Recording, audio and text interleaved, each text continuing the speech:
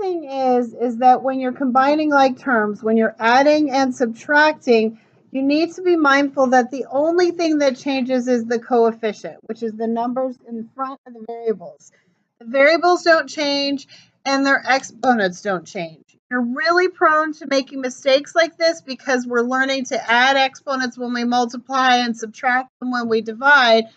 So I just want to caution you on that. Okay, and we're going to learn to add and subtract polynomials as well.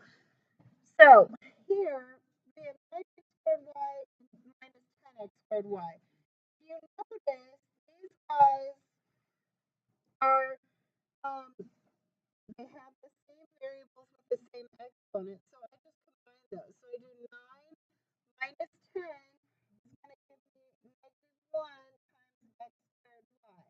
But in math speak, we always just leave that 1 out of there. So I do negative x squared y. All right. Now, this one is a translation as well. Subtract 6w from 8w. So remember, the term after from is always the one that's first. So I'm going to do 8w minus 6w gives me 2w. All right. Now, the product rule is that when you're multiplying exponents and they have the same base, you're going to add them. So this is ax to a plus b.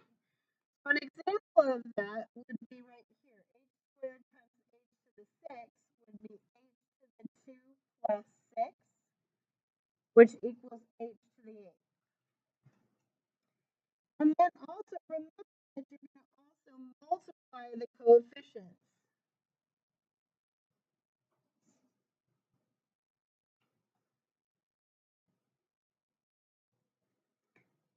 Okay, so I'm going to do negative 2.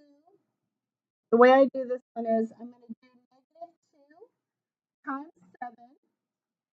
And then I take my a's and I have one that has a 2 on the top and the other one has a 3. Okay?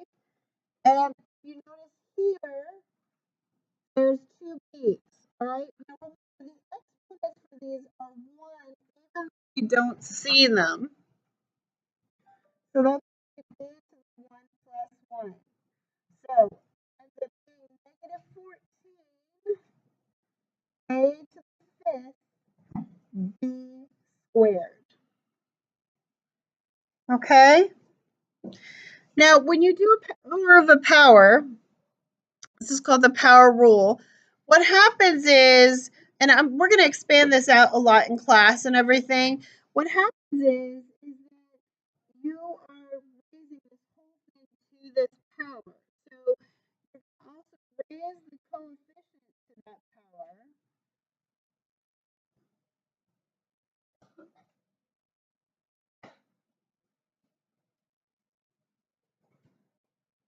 And we'll do an example of that as well. And then you're going to multiply your exponents. Okay, so we're going to add exponents here.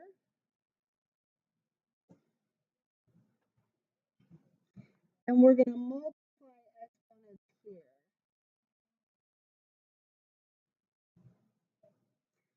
And then, so let's go ahead and see some examples. We're going to go through these examples rather quickly, but we're going to do a ton of practice, so don't worry about that. So here, I'm just remembering that I can tell the difference between this and this is that this is all alone on the outside of the parentheses. So that's a good way to tell. Okay? So this is going to be x to the 2 times 3, which is x to the 6. And when you see this, do you see that you're raising to a power and then you're multiplying as well? Keep in mind that this is, we're following the order of operations. So you do exponents before you do multiplication, right? So I'm going to raise this. I have negative 2 quantity squared and m to the 5 times 2. And then now, when you're squaring this, if you're doing this in your calculator, make sure that you put parentheses around it, because -2 times -2 is what? +4, not -4, because a negative times a negative is a positive. If you don't enter this correctly in your calculator, it will show that it will come up as -4. Be very careful. So this is 4 m to the 10th times m cubed.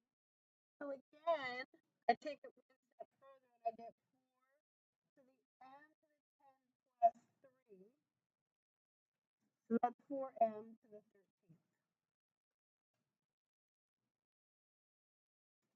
Okay.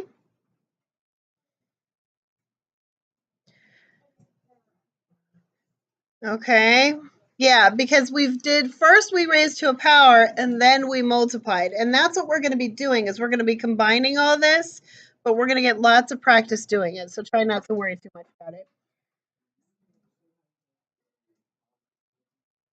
Okay, so this is, remember, -2 squared is equal to -2 times -2, right? So that's +4. Negative times a negative is a positive. Okay? So we're going to write down some rules for raising numbers to powers as well. So here, for the quotient rule, you're going to divide the coefficient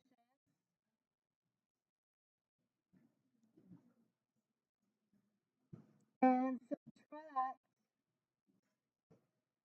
the exponent. All right? So this is going to be x to the a minus b. All right?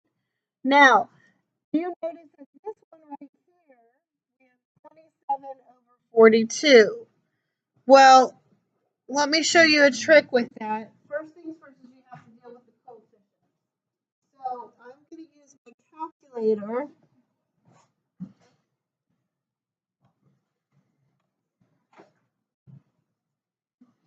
And I'm going to go to alpha y equals. Oops, sorry. Alpha y equals. And I'm going to put 27 at the top and 27 at the top and 42 at the bottom.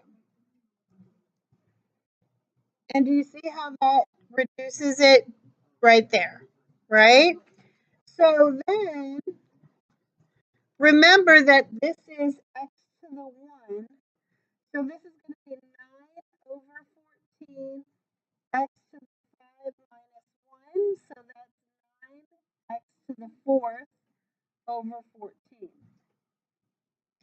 Here's a clue. When you are dividing exponents, if the larger exponent's at the top, your variable is going to end up on the top.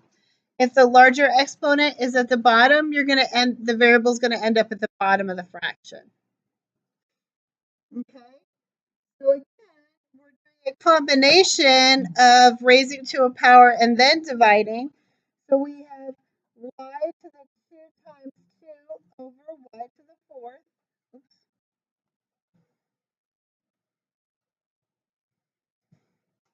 Okay, so that's y to the 4th over y to the 4th. Now, you know this is any number divided by itself is equal to 1 as well, right? I show you when you do y to the 4 minus 4, that's equal to y to the 0, which is equal to 1. So remember, anything to the 0 power is equal to 1, which we're going to get to down here. Now, I've got other ways of dealing with negative exponents that I'm going to show you, but the rule that I always follow is you cross the line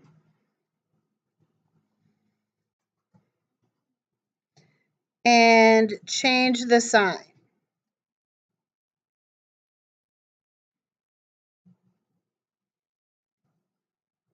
Okay, so this is equal to 1 over x to the a. All right. Now here, I'm raising this x to the negative 2 power. I'm not raising the 5. And a coefficient can always be negative, right? So this is just going to be negative 5 divided by x squared. We don't like negative exponents, so you're always going to have to fiddle with them to make sure that they're not.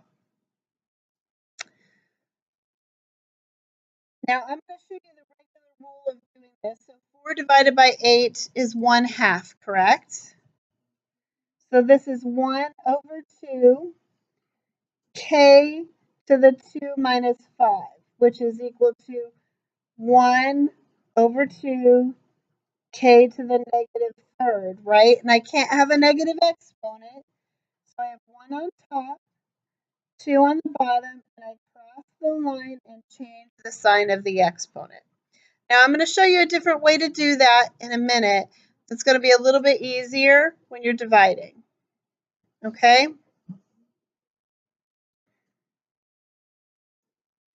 And then also we have anything to the 0 power is 1, right?